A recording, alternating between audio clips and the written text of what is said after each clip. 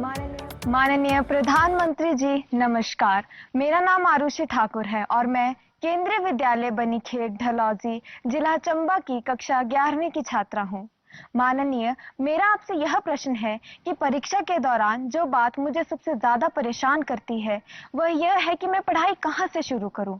मुझे हमेशा लगता है कि मैं सब कुछ भूल गई हूं और मैं इसी के ही बारे में सोचती रहती हूं, जो मुझे काफी तनाव देता है। कृपया कर मार्गदर्शन कीजिए। धन्यवाद सर। धन्यवाद आरुषि। माननीय प्रधानमंत्री जी, भारत में धान का कटोरा के नाम से प्रसिद्ध राज्य छत्तीसगढ़ की राजधानी है रायपुर। रायपुर की अदिति दीवान इसी समस्या पर अपनी मन की जिज्ञासा का समाधान चाहती है। अदिति, अपना प्रश्न पूछिए। माननीय प्रधानमंत्री जी नमस्कार।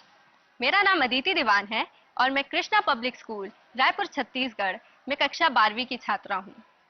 मेरा आपसे यह प्रश्न है कि मैं इस बात को लेकर चिंतित रहती हूँ कि मुझे बहुत कुछ करना है, लेकिन अंतिम तक मैं कुछ भी नहीं कर पाती हूँ, क्योंकि मेरे पास बहुत सारे कार्य होते हैं।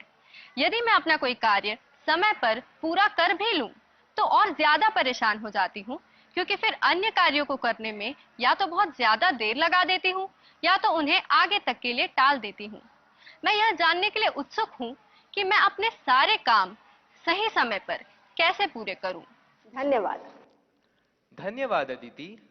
माननीय प्रधानमंत्री जी, आरुषि और अदिति अपनी परीक्षा की तैयारी एवं समय के सदुपयोग पर आपका मार्गदर्शन चाहते हैं। कृपया उनकी समस्या का समाधान करें। माननीय प्रधानमंत्री जी। देखिए, सिर्फ परीक्षा के लिए ही नहीं, वैसे भी जीवन में टाइम मैनेजमेंट के प्रति हमें जागरूक रहना चाहिए। परीक्षा और नो परीक्षा, आपने देखा होगा काम का ढेर क्यों हो जाता है। काम का ढेर इसलिए हो जाता है समय पर उसको किया नहीं इसलिए। और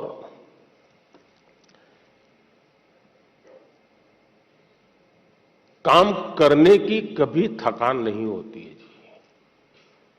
काम करने से संतोष होता है, काम न करने से थकान लगती है। सामने दिखता है अरे इतना सारा काम, इतना सारा काम, और उसी की थकान लगती है। करना शुरू करें। दूसरा, आप कभी कागज पे अपना पेन पेंसिल लेके डायरी पे लिखिए।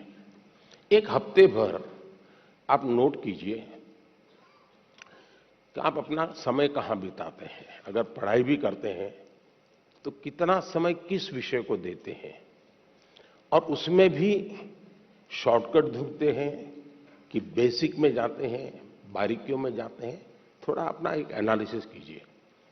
मैं पक्का मानता हूं कि आपको ध्यान में आएगा कि आप जो आपकी पसंद की चीजें हैं उसी में सबसे ज्यादा समय लगाते हैं और उसी में खोए रहते हैं। फिर 3 विषय ऐसे हैं जो कम पसंद है लेकिन जरूरी है, वो फिर आपको बोझ लगेगा। मैंने 2-2 घंटे मेहनत की लेकिन ये तो हुआ नहीं। और इसलिए आप सिर्फ पढ़ना 2 घंटे ऐसा नहीं, लेकिन पढ़ने में भी जब फ्रेश माइंड है तब जो सबसे कम पसंद विषय है, आपको सबसे ज्यादा कठिन लगता है, तय कीजिए पहली 30 मिनट इसको, फिर एक पसंदगी वाला विषय है 20 मिनट उसको, फिर थोड़ा कम पसंद वाला 30 मिनट उसको।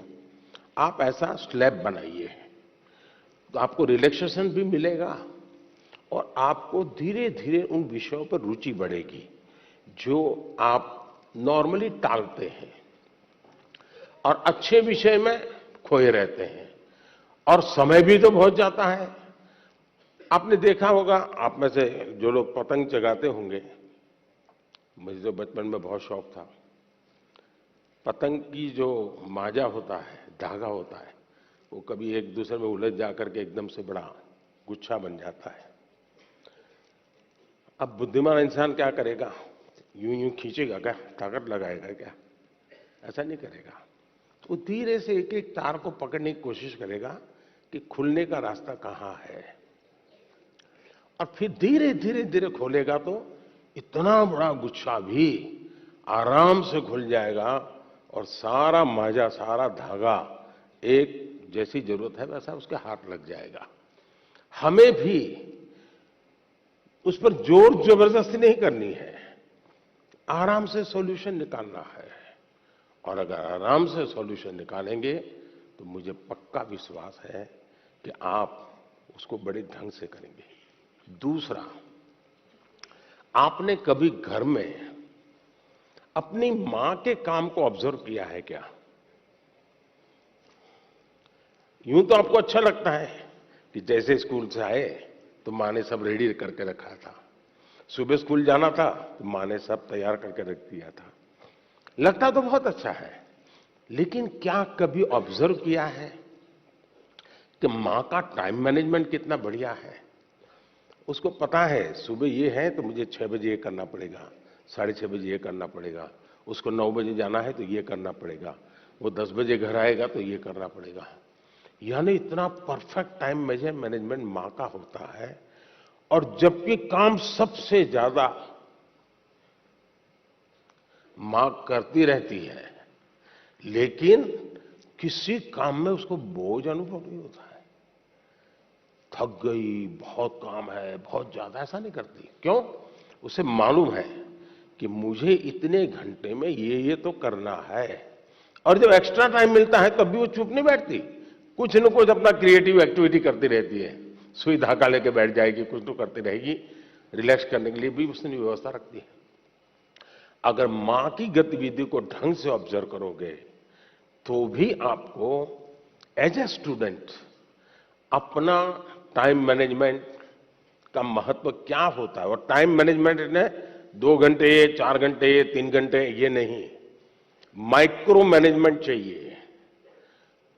किस विषय को कितना टाइम देना है, किस काम को कितना टाइम देना है, और इतना बंधन भी नहीं डालने हैं कि बस 6 दिन तक ये करूंगा ही नहीं क्योंकि मुझे पढ़ना है। फिर तो आप थक जाओगे। आप ढंग से उसको डिस्ट्रीब्यूट कीजिए समय को, जरूर आपको लाभ होगा। धन्यवाद।